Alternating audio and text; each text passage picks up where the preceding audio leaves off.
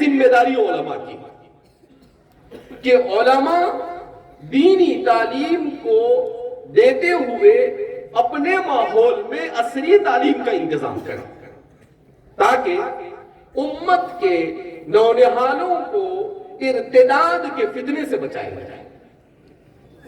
تو آپ فرماتے ہیں کہ دنیا کے 100 ملکوں کو دیکھنے کے بعد میں یہ بات علی وجہ البصیرہ کہہ رہا ہوں کہ علماء ہی کو اس ذمہ داری کو اٹھانا پڑے گا اور اپنے نوجوانوں کو کفر اور شرک اور الحاد اور بے دینی کے دلدل سے پھنسنے سے بچانا پڑے گا۔ اللہ جزائے خیر عطا فرمائے حضرت قاری صدیق صاحب باندوی نور اللہ مرقدہ کو، انہوں نے 1990 میں ہمارے والد صاحب سے کہا کہ مولانا غلام صاحب آپ اسکول کالج قائم کریں۔ تو والد صاحب نے کہا کہ حضرت مفتی لوگ جینے نہیں دیں گے، اگر ہم ایسا مدرسے کے ماحول میں کوئی ادارہ قائم کریں گے تو ہمارے مفتی لوگ فتویٰ دینا شروع کر دیں گے کہ بھائی یہ اپنے دائرے سے کیا ہو چکے ہیں، نکل چکے ہیں۔ حضرت قاری صدیق صاحب نے، میں خود گواہ ہوں اس کا، حضرت نے بڑی عجیب بات کہی۔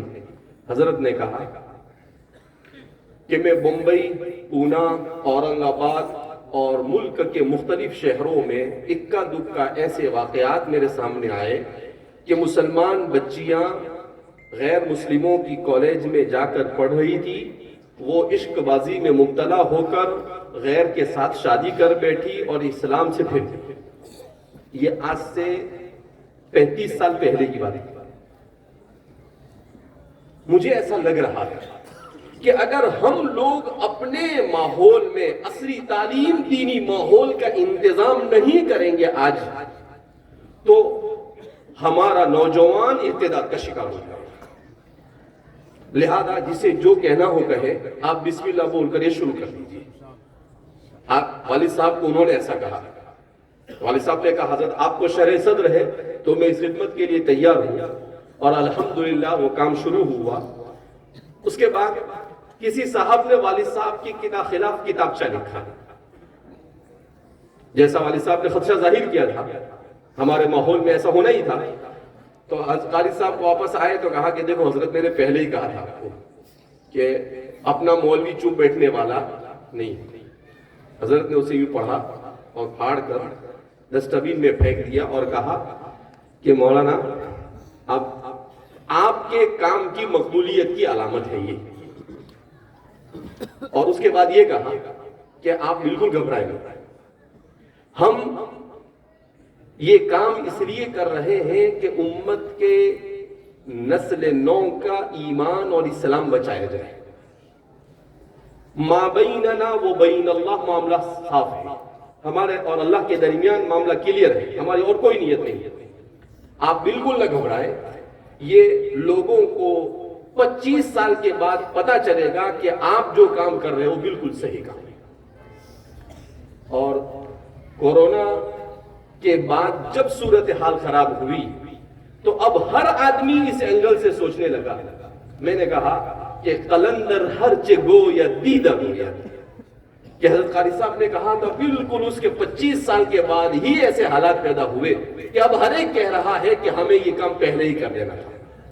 اگر مسلمانوں نے اپنے تعلیمی ادارے قائم کر لیے ہوتے تو اسباب کے درجے میں کہا جا سکتا ہے کہ ملک میں آج ہماری یہ صورتحال ہرگز نہ ہوتی، مگر ہم نے اس جانب توجہ نہیں دی۔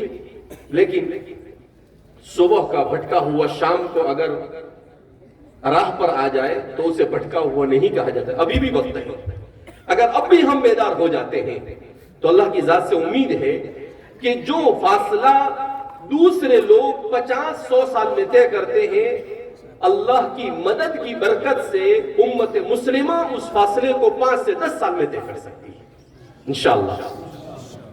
مگر اس کے لیے ضرورت کس چیز کی ہے؟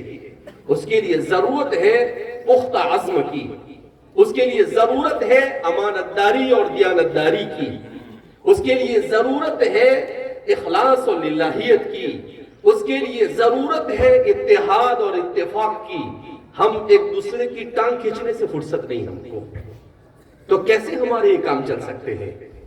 اتنے حالات آنے کے باوجود بھی اگر ہم اب بھی بیدار نہیں ہوتے ہیں تو ہم سے بڑا بیوقوف دنیا میں کوئی نہیں ہو سکتا ہے۔